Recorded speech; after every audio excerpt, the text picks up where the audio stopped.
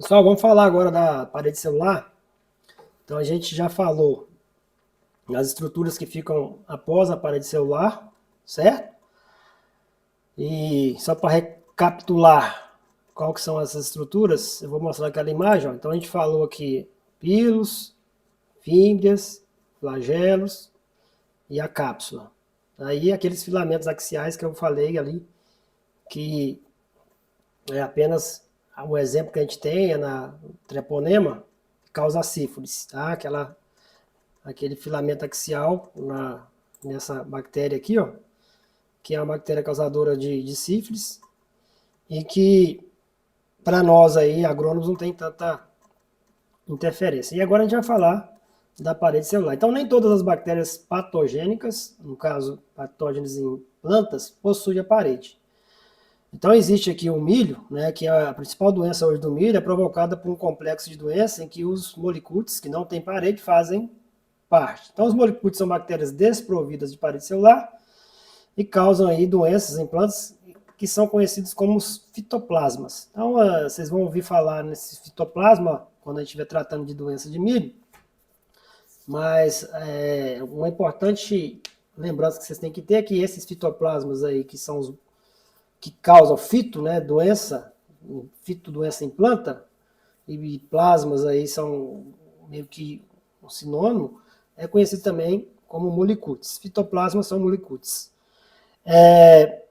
Então vamos falar da parede, e lembrando que eu falei para vocês que parede celular divide essas bactérias em dois grupos, em bactérias gram-positivas e gram-negativas, a gente vai discutir sobre isso. Aqui tem o sintoma da doença causada pelos fitoplasmas, os molicutes, no milho.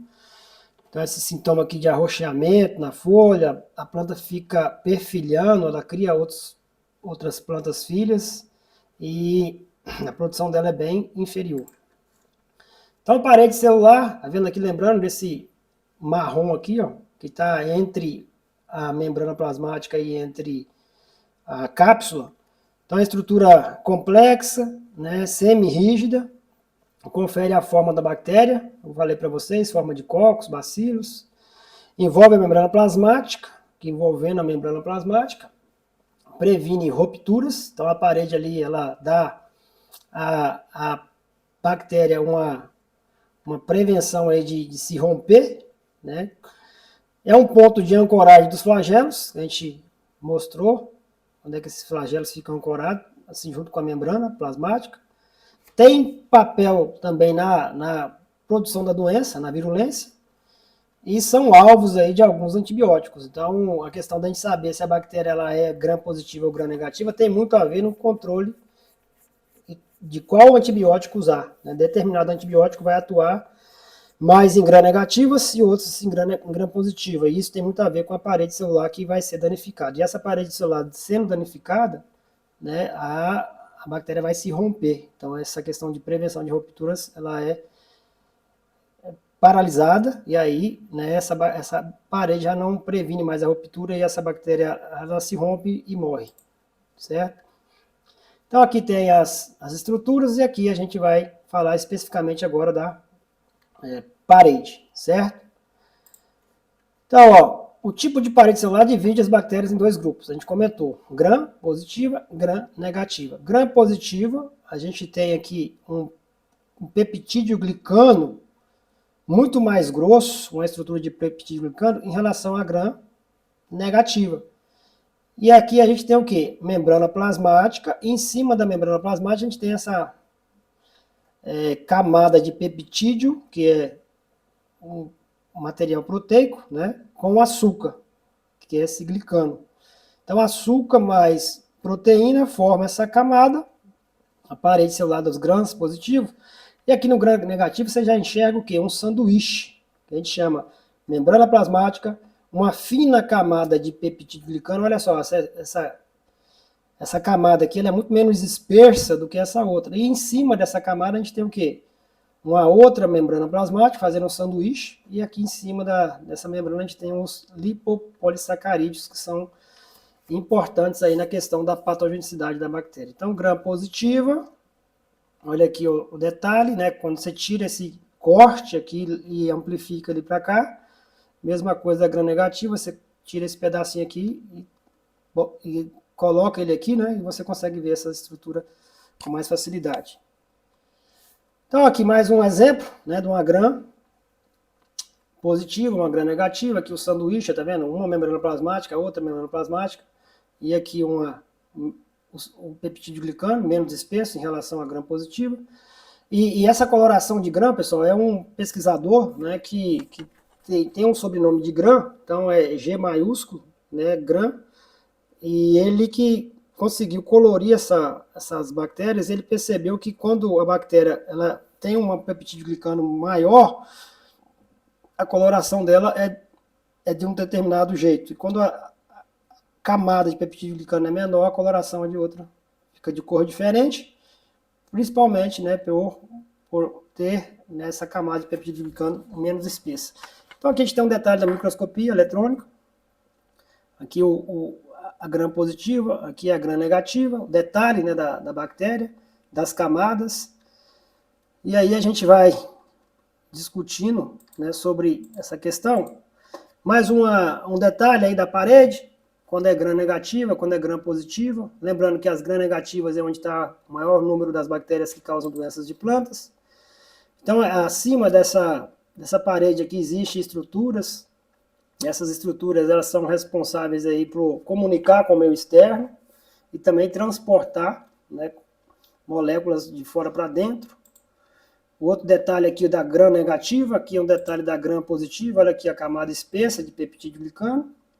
E aqui a camada bem menos espessa da gram negativa de peptídeo glicano. E aqui as duas camadas de membrana plasmática. Então a membrana plasmática interior e a membrana plasmática exterior. A membrana plasmática exterior aqui, ó, faz parte da parede celular, tá bom? Não pode confundir a função da membrana plasmática interior, que é aqui, né, aquela camada aqui que eu falei da bexiga, né, que dá a bactéria uma possibilidade de seletividade, e essa camada externa, ela faz parte da parede celular. Então a parede celular da gram negativa é o quê? Uma fina camada de peptídeo glicano, mais membrana plasmática, e nessa membrana plasmática, está vendo que tem uma série de estruturas, né, polissacarídeos, proteínas, que causam aí a doença, no caso da patogenicidade. Então, provavelmente, ou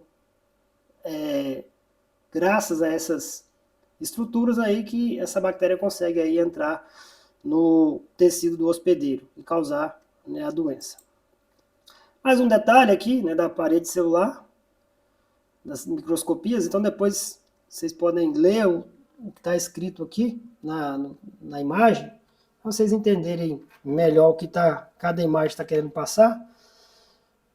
Isso aqui é microscopia, né? Então você consegue entender que é verdade. Então às vezes fica no campo da especulação, mas as microscopias aí é importante, porque delas vêm os desenhos, né? Então assim, isso aqui é um desenho, certo?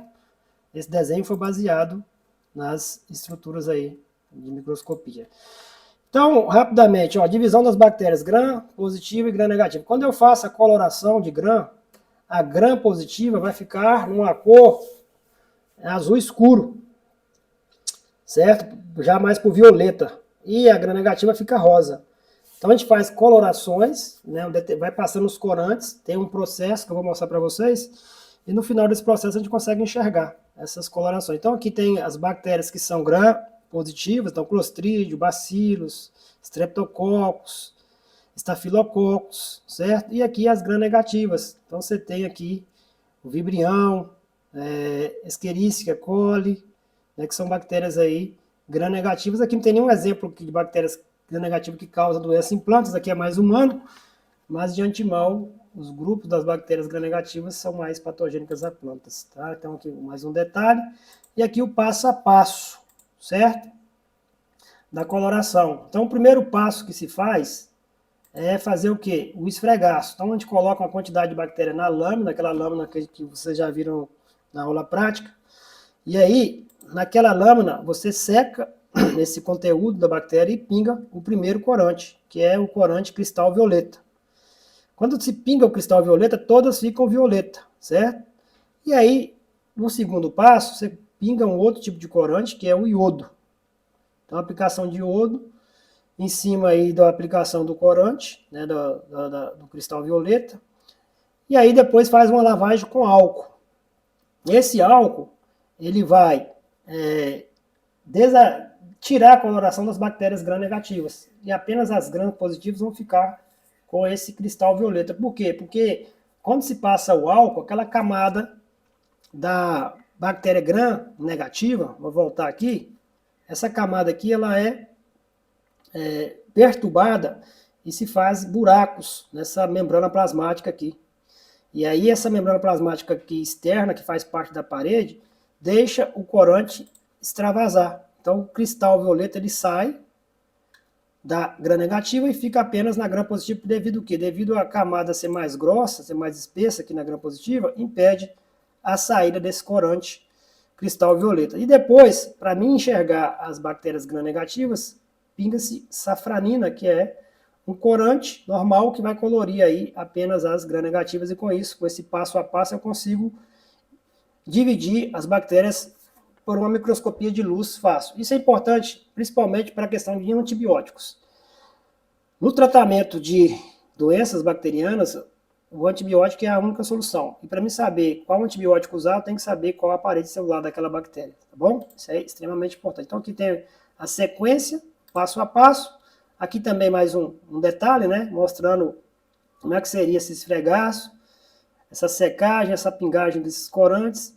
E aí usando aí uma objetiva de 100 com óleo de imersão para mim conseguir ver essas diferenças. Então, depois vocês dão uma lida com carinho aqui do passo a passo da coloração de gram, para você chegar no final e descobrir, né, qual é a bactéria. Então aqui é exemplo, né, da bactéria violeta, gram positiva, e a amarelinha aqui, ó, a rosinha, gram negativa. Isso tem muito a ver aqui, né, com a questão aqui da parede celular da bactéria, e essa parede celular onde vai agir aí os antibióticos. Esses antibióticos, dependendo de qual for, ele vai atuar aqui nessas pontes do peptídeo com o açúcar, que é esse charutão aqui, ó. Então essas bolinhas aqui que parecem um colar de pérola são os peptídeos. Esses peptídeos são ligados à proteína, ou desculpa, ao açúcar.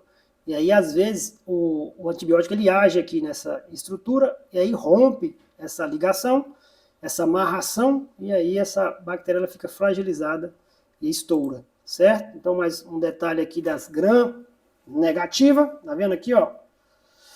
O sanduíche. Então, aqui você tem uma camada fina de peptídeo glicano, que é uma membrana plasmática, e aí você tem essa divisão das bactérias que, para controle de doença, é extremamente importante a gente saber.